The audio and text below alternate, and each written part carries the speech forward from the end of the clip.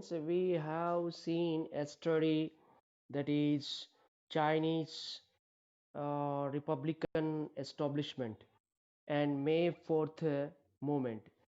Today we'll see that two parties which were raised in China to make a united China, that is a KMT and CCP, right? These both parties emerged as a two major parties in China after the Republican Revolution.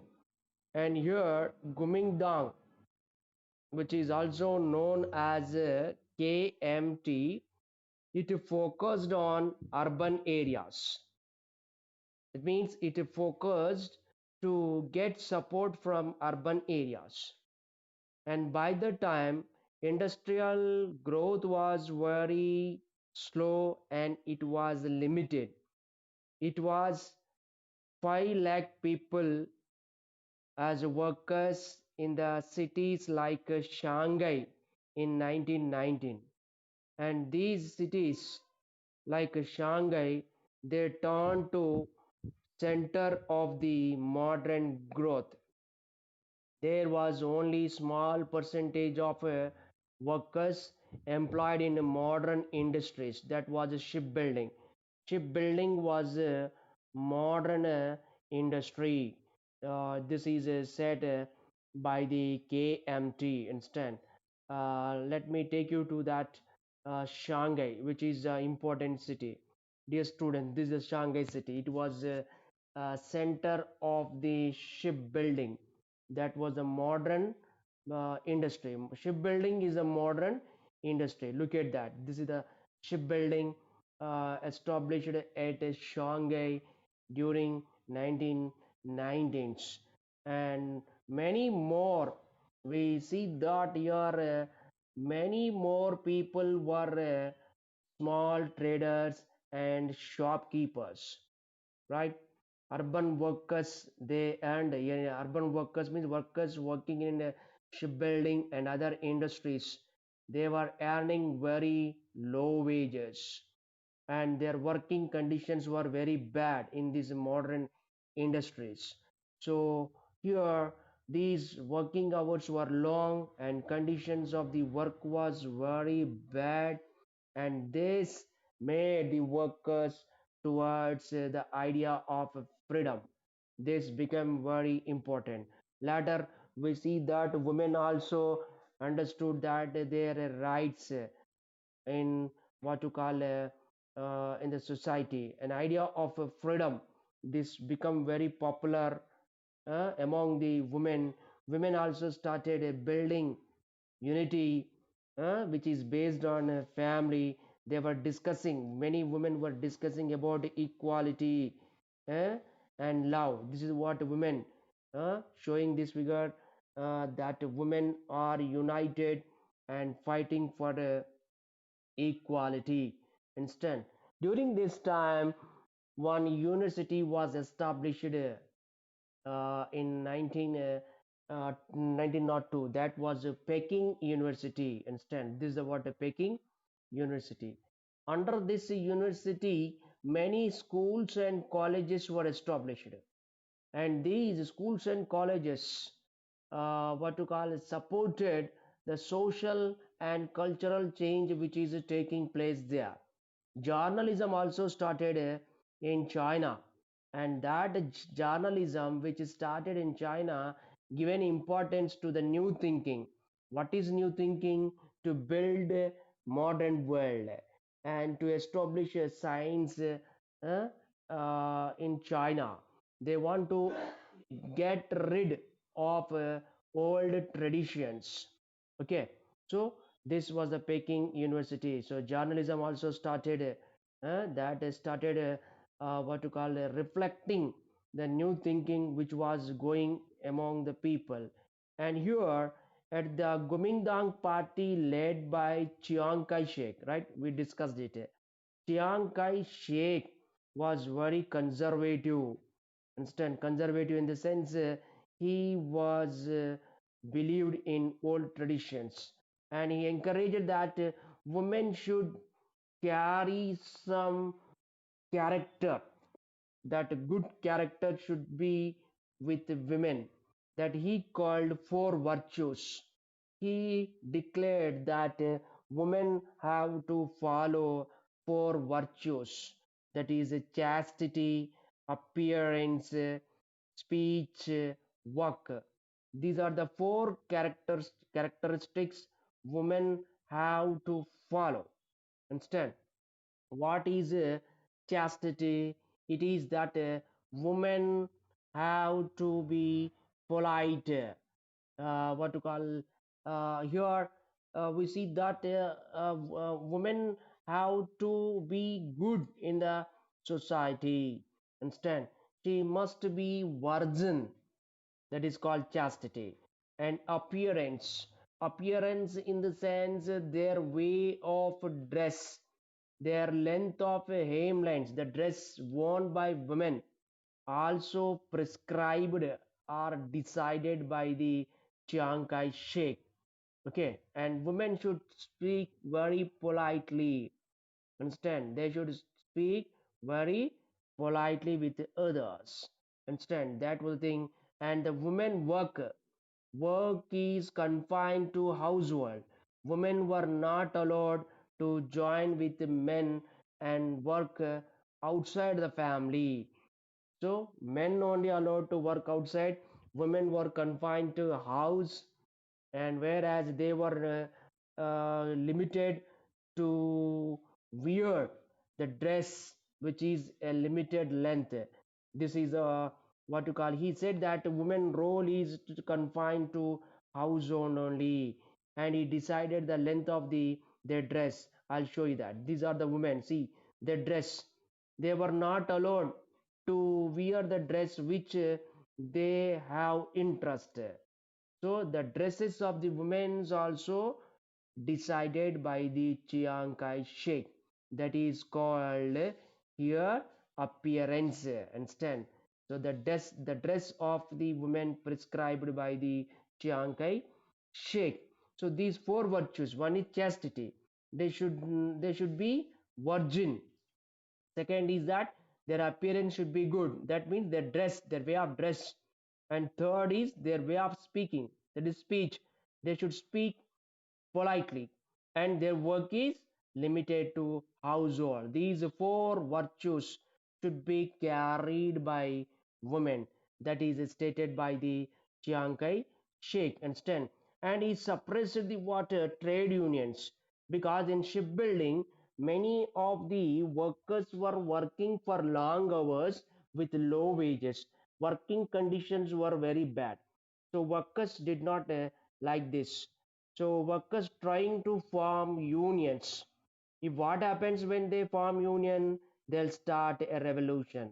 So instead of focusing to the problems of the workers, Chiang Kai-shek focused on suppressing the trade unions of the what to call workers in order to encourage the factory owners. So factory owners were encouraged. Understand?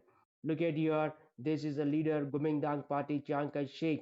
He failed to unite China because he his thinking was based on very narrow. You focus to only urban areas. That is a limited political vision. He thought that there is no need to consider the rural China. So he focused on urban area only. So that social base was a narrow base, and his political thought was limited to urban area only. Because of a limited political vision and narrow social base, as he given importance to rural instead of rural area to the urban area, he failed to unite all the Chinese people. Understand? So the fundamental points that Sun Yat-sen, which drafted by Sun Yat-sen during the program of action, that is regulating the capital. Capital is in the hands of the what to call capitalist persons. So capital in the sense huge amount of money required to establish industries. So this capital should be regulated. It is in the hands of capitalist persons. So capital should be with the state. and land is under the control of landlords. Many of the peasants were paying what to call wages, paying the high rents to the landlords. So peasants were exploited by the landlords. Land was not equally distributed. So these two programs of the Senate saying were not implemented by the Chiang Kai-shek. These were not never carried by the Chiang Kai-shek, so that Kuomintang Party or or KMT, Kuomintang Party failed instead because it ignored the interest of the peasantry. Peasantry means what? Farmers. Farmers want land. Many of the farmers did not have land. Landless farmers demanded they should get land, and they want that inequalities in the society should come to end. So here, this KMT, what to call, not focused to the inequalities in the society, and it did not focus on the needs of the peasantry. Understand? Uh, what to call? In addition, it ordered the what military to suppress them by what to call. What are the problems the people facing? That was suppressed by the KMT. Understand? So with this, in this way, we see that instead of addressing to the problems of the people, this KMT focused on suppressing the people. In that way, the KMT or Kuomintang Party lost its importance. Instead, later, another problem, another party we see that is a Chinese Communist Party (CCP). Instead, here it was the Second World War time. During the Second World War time, what I am saying it is, now we are going to look into the rise of a Communist Party of China, which is called CCP instead. So this is what to call during the Second World War time instead. During this Second World War time, we see that Japan invaded China.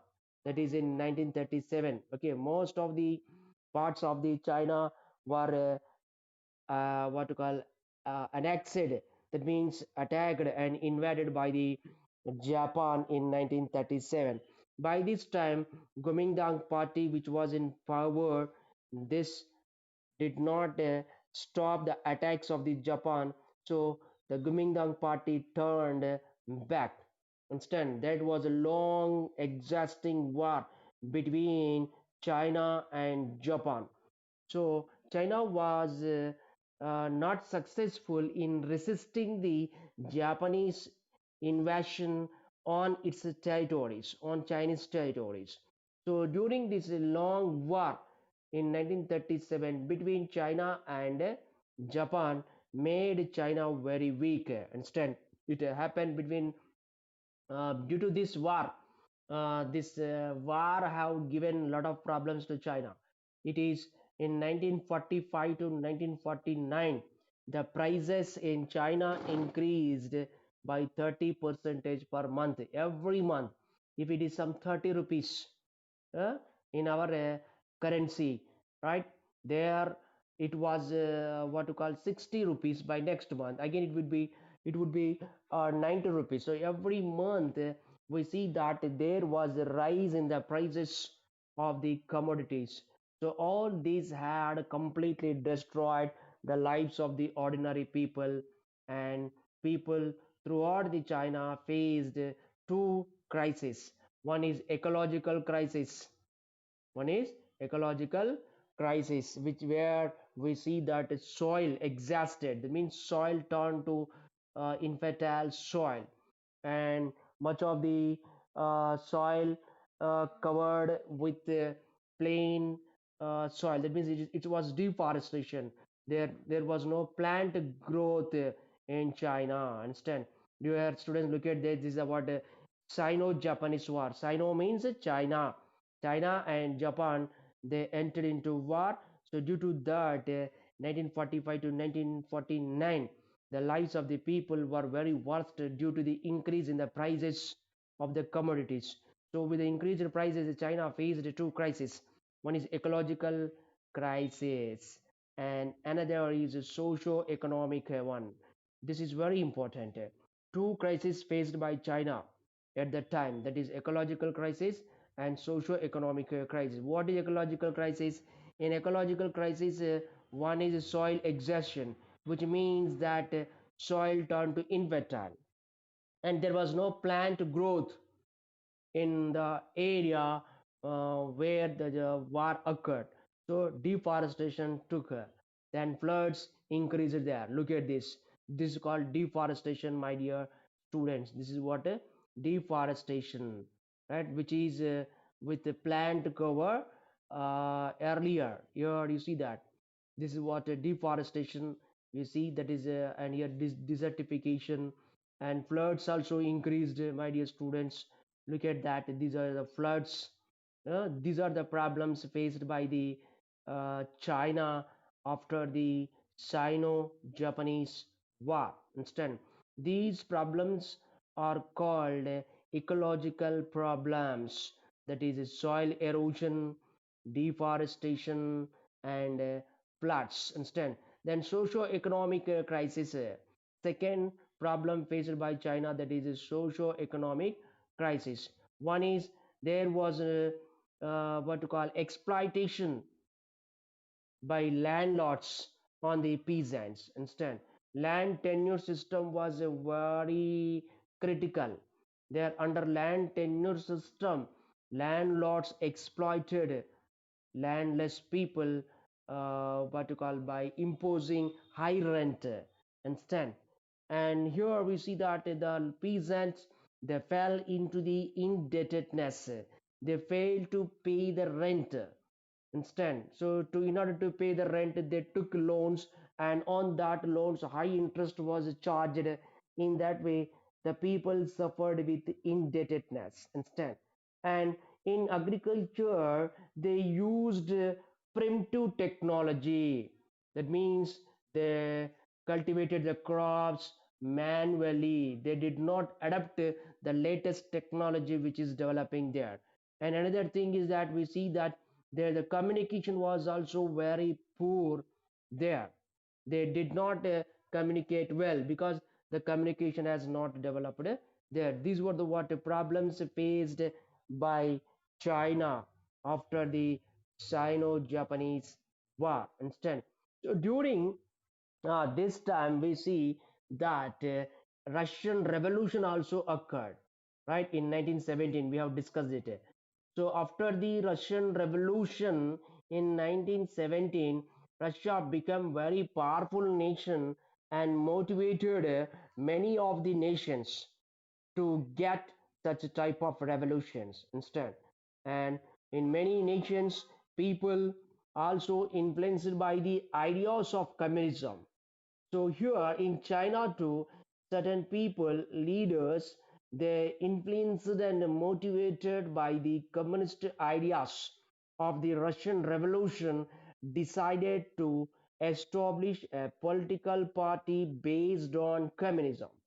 So in 1921, we see that Chinese Communist Party was established in China, and this party got support from the what you call Comintern.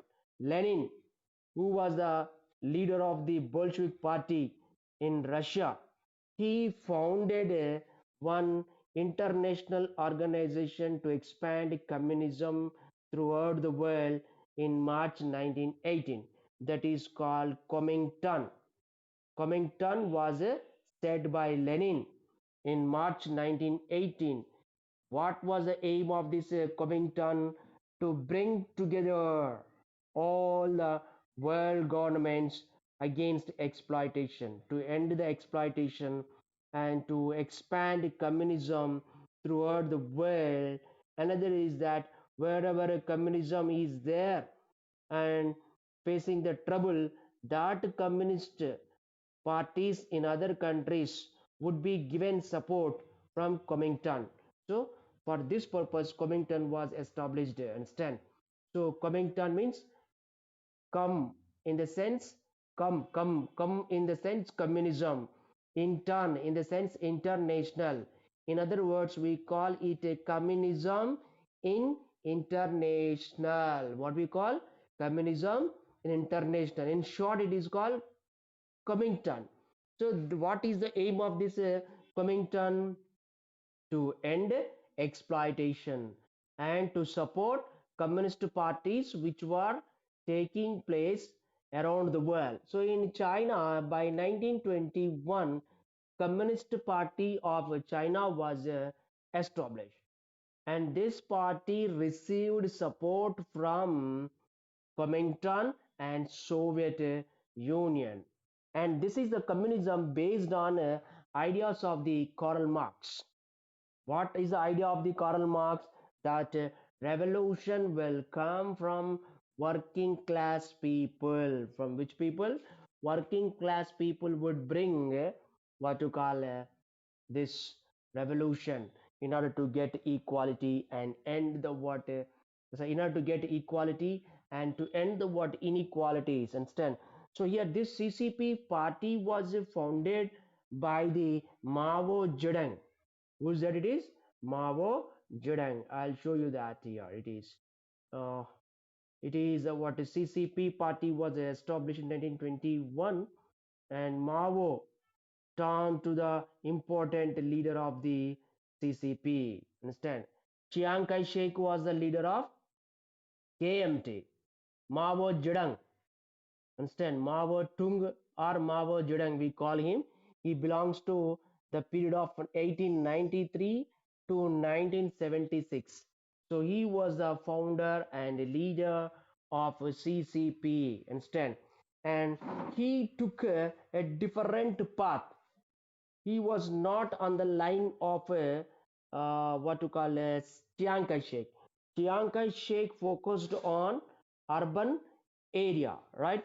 Whereas Mao focused on peasantry, that is rural area. He focused on rural area. He given priority to the what rural area. Understand? Look at that Mao in his young age. Understand? He took a different path, that is basing his revolutionary program on rural area, that is peasantry. Where do we find peasants in rural area? The group of people, the community of the peasants is called peasantry. Understand? So Mao focused on peasantry instead. So he given support to the what peasantry, focusing at a rural area. Understand? He organized what to call Chinese peasants to fight against what to call landlordism. Understand? He built one army with the peasants. Understand? This army work is to capture land from the landlords and distribute land to the landless people. For that, an army of the peasants was built by the Mao. Understand? In order to end landlordism, that is called abolition of landlordism. Understand? So Chinese peasants, they formed an army to fight against the what landlordism. Millions of the landless peasants joined under the CCP instead. So CCP turned to very successful political party because it's focused on a rural area. In that way, this party turned to famous party, and the importance of KMT declined. Okay, KMT reached to the second place, and CCP has come to the first place. Instead, ultimately we see that Mao Zedong succeeded against the Kuomintang. Understand? So Kuomintang decided to attack Mao. Understand? So here, there the Kuomintang party leader Chiang Kai-shek and the party members, they targeted the what Mao to attack him and kill him. So, in order to escape from the attacks of the government, Mao organized what to call a radical approach, that is moving what to call from Jiangxi mountains to Shaanxi instead. Jiangxi mountains to Shaanxi. I'll show you that it is instead. It is Jiangxi instead. He moved from Jiangxi mountains to what to call Shaanxi instant, that is from 1928 to 1934, with his supporters, what to call, against the attacks of the KMT party. There, he formed councils with the help of the peasants. Those were called Soviets. Okay, how Russia formed the Soviets, which are how Russia formed the councils with a group of people. There is a peasants formed a certain council which are called Soviet peasants Soviets. Soldiers formed their councils which are called soldiers Soviets. Like that, in China too, we see that there the people, especially peasants, they formed one organization or council that is called Soviets instead. So here these were united. All the Soviets were united and they organized a program with the leadership of Mao in seizing the lands. Confiscation, that means seizing the lands from the landlords, and such seized lands or confiscated lands they decided to redistribute to the landless people instead. In that way, this army of the peasants, which is called Soviets, they organized several programs in rural area, what to call seizing or confiscating the lands from the landlords, and such landlords were redistributed to the landless people under the direction of Mao. Understand? Some other programs also we see that carried by the Mao. Understand? That is supported the emergency of rural women's association. What you call women also should start an association. He encouraged the women to have their own party to fight for what their rights instead. So whereas Chiang Kai-shek tried to limit the freedom of the women, right? He what to call given certain principles that to be followed by women. That is four virtues just now we discussed, right? Four virtues, that is chastity, appearance, speech, and what is that another chastity, uh, what to call it is appearance, right? Chastity, four virtues: chastity, appearance, speech, and work, right? Four these four virtues were given by the Chiang Kai-shek. So he limited the what women, and he stated that women must be confined to household, whereas Mao organized the women to form their own associations. That means he given freedom to women. He recognized that women also equal with men. So that is a different path. We see that Mao followed against to the opposite to the what this Chiang Kai-shek, that is a KMT, understand? And he promoted the what new marriage law. In traditional China, there was a rule that women were not allowed to choose their husbands. Okay, so there was no freedom to women whether they like or not. They have to get married to a person who takes the opinion in during the marriage time. So here he organized the women and stated that to demand for passing a new law on marriages. What is a new marriage law? This new marriage law says that women also have given freedom to choose their husband at the time of engagement. Understand? That is what you got, getting married. Understand? And as per this new marriage law, women also can go for getting divorce. Understand? So such a new law was passed by the Mao's CCP party. So there was a growing importance to the Mao. Understand? So this new marriage law arranged what you call refused arranged marriages. Understand? Arranged marriages, in arranged marriages there was no freedom to women. So the new law says that there should be freedom to women. If they agree, then only they can go for what marriage. That is the what new marriage law proposed and introduced, enacted by the what to call support of the Mao and CCP instead. And they stopped the sale of marriage contracts instead. There was a what to call one if after what you call purchase of sale of marriage contracts were stopped here. That means nobody is allowed to go for establishing marriage contracts that can be sold. Understand? That was removed. And divorce, the process of getting divorce was very difficult, and that was simplified. When women do not like men, their husbands, they can go for what? Getting divorce. Earlier, the right to get divorce was given to men only, and with this new marriages act, there is a simplified system in divorce. Understand? So here this Gomindang decided, the KMT party observed that the rising popularity of the CCP and Mao, so this KMT decided to block the Communist Party, Chinese Communist Party, so that they attacked on CCP. Understand?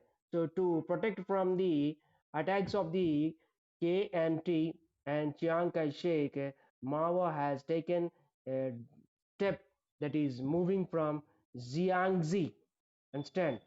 We moved from Jiangxi to Shaanxi, which is organized by Mao from 1934 to 1935, which covers 10,000 kilometers. Understand? He changed his what to call party's place, is a play, what to call, he organized his activities from Jiangxi. So when KMT attacked on Mao, then Mao shifted his program of action from Jiangxi to what? Shaanxi, what to call, passing, that is going on foot, that is 10,000 kilometers, approximately 6,000 miles from Jiangxi to Shaanxi, and this is to be called long march. What you call it is a long march. In this process, this Mao and his party members have crossed 18 mountain ranges and 24 rivers, finally reached Shaanxi. So as 6,000 miles they traveled on foot, crossing the 18 mountain ranges and 24 rivers from Jiangxi to Shaanxi. This is to be called Long March. The Long March organized by what? Mao. When he organized this Long March, his party has earned a great reputation in people's heart. Understand? So there was a growing importance to what is CCP. Understand? Look at that. They are organizing a what to call long march. I'll show that the figure where it is there, right? They relocated their base at Annin. Dear students, look at this. This is a point I want to share with you. Okay, this is what to call here Jiangxi, my dear students. Understand? From here to they travel like this. Understand? See, Jiangxi crossing the 11 mountain cities and 24 rivers, uh, and reached what to call Yan'an, that is at Shaanxi. Understand? This is what to call Shaanxi. There is a place Yan'an. Here they set up a new base to organize their party activities. Understand? In that way, they succeeded what to call over the escaping from the attacks of the what to call KMT. Understand? So at this time, we see that Japan also attacked on China, right? So when Japan attacked between 1937 and 1945, what I am saying, when Japan attacked on China, that is from 1937 to 1945, after organizing the long march. Understand? There, what to call, they tried to, this Japan tried to impose a military rule over China. Because what is ideology of a Japan? Totalitarianism. During the Second World War, with aggressive nationalism, several nations have gone for occupying their neighboring nations. So during the Second World War time, here Japan attacked on China. At this time only, Japan invaded Manchuria. In the first 12th lesson, I have shown Manchuria, the what you call Japanese control. Manchuria belonging to China that came under the control of Japan. So here Japan tried to impose military rule in China. This military rule under the colonial rule of the Japan, China faced a lot of struggle. So to overthrow this foreign rule, that is a Japanese rule, military rule in China, these KMT and CCP, they decided to unite and fight against the Japanese. See, here the CCP, which was enemy to KMT, right? Both the parties they tried to come into power. There was a competition between CCP and KMT in order to establish power in China, and these competition between these two parties united as Japan attacked and established a military rule. So when Japan occupied the China and established a military rule, this CCP and KMT they united and stand and they raised attack on Japan. But ultimately, what happened here during the Second World War, when Japan was moving in Second World War against the Allied nations, America had thrown two atom bombs. This we discussed. When America thrown two atom bombs, then at Hiroshima and Nagasaki, what we have seen. With that attack, Japan surrendered toward America in August 1945 and 10. So after the Japan's surrender in Second World War, we see that Kuomintang and CCP they fought again. Again, they fought in order to get control over China. So here CCP succeeded overthrowing the what KMT, that is a Kuomintang party. So Kuomintang party was overthrown. CCP succeeded. That is called CCP succeeded, established a government in China. Okay, and KMT was overthrown. KMT established a government in Thailand. That is a Taiwan. Sorry, Taiwan. Taiwan is an island near to China. There, KMT set up its rule. In Taiwan, KMT set up its rule. In China, CCP set up its rule. Understand? This is the what the clash